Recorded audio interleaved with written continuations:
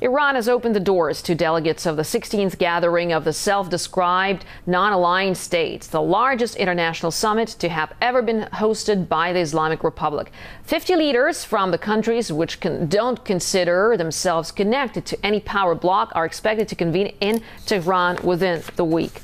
Well, nuclear weapons, non-proliferation, and the conflict in Syria will be among the issues topping the agenda. UN Secretary General Ban Ki-moon has decided to attend despite pressure from Washington and its allies, which have been accused of trying to play down the importance of the summit.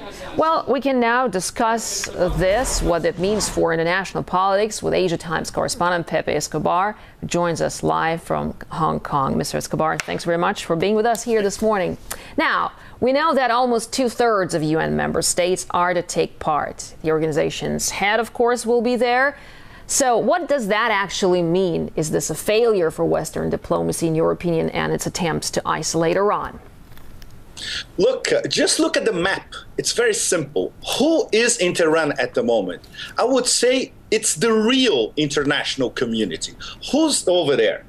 Central America, the whole of Central America, including Cuba. Most of South America. Virtually the whole of Africa. The Middle East, Iraq and Afghanistan. India and Pakistan, Southeast Asia, the whole of Southeast Asia. And we have as observers Mexico, Brazil and Argentina from Mercosur in South America, and China. What does that tell you? That this is the real international community trying to find solutions to pressing problems such as the Iranian nuclear dossier and the war in Syria. And the coverage, I have to talk about journalism here as a journalist. The coverage in American mainstream media ranges from the pathetic to the absurd. They only talk about Iran trying to boost its credentials and show that it's not isolated. It was never isolated in the first place. This is a figment of the imagination of the Obama administration and the European poodles, the allies, and the GCC petromonarchies in the Middle East. So this is a real, very important meeting, harking back to those great NAM meetings when Joseph Tito of Yugoslavia was still alive. Interesting question here, Mr. Escobar. Forgive me for interrupting you. As you said, it's a very important meeting, and a lot of countries from the region will be there participating. But how effective can they really be, and the decisions that they are going to take there, especially given the fact that none of the major powers responsible for the measures is taking part in the conference? So how much do you expect from this particular meeting? Well, I expect something very important I wouldn't say a Syria breakthrough, but very importantly, before the meeting, the Saudis, the Turks, and the Qataris, they wanted a condemnation of the Syrian government. Egypt, which, by the way, President Morsi is the first Egyptian leader to visit Tehran in 32 years. He's there himself, in person, not an emissary. This in itself is a major geopolitical breakthrough. It proves that Sunni Egypt and Shiite Iran now are talking at the highest levels. So, coming back to the preparation of the summit, the Saudis, the Turks, and the Qataris wanted a confrontational approach. Egypt proposed, no, we have a contact group with us, Egypt, plus Saudis, Qataris, and Iranians, and we're going to talk about a possible solution for Syria. This is what it's all. This is how diplomacy works at the highest levels. You have to find a solution involving the main partners in the region, and a solution that will save face for everybody. Well, absolutely. Speaking of solutions, Tehran says it has a comprehensive peace plan for the conflict in Syria, which will be presented during the summit. So, how effective will that be, and will the international community welcome this effort, in your opinion?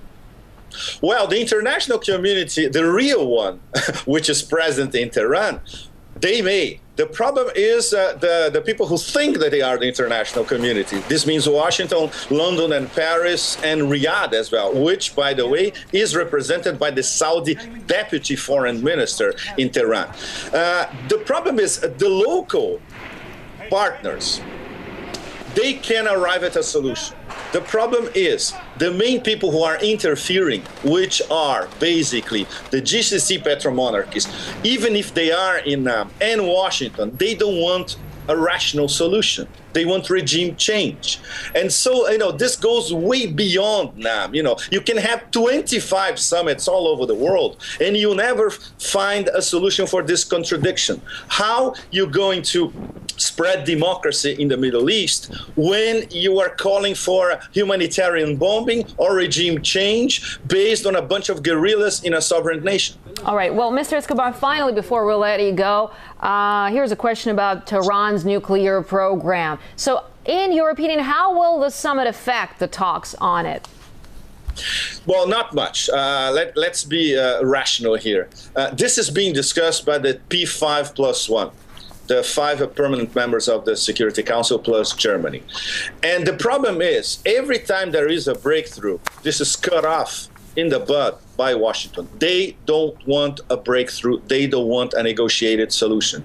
Washington's policy is to keep rolling over the thing, maybe to next year. And depending what we have next year, if we have an Obama too, maybe Obama, because he doesn't have to run again for a third time. He will go for a Nixonian moment, go to Tehran or go to somewhere else and try to broker a deal. If we have Mitt Romney as president, we all know what's going to happen. He's going to support the Bibi-Barack duo for a war against Iran. So this is beyond NAM's reach. But we can have a strong message from NAM, 2/3 of the UN, basically saying, look, try to find a diplomatic solution for the Iranian nuclear dossier.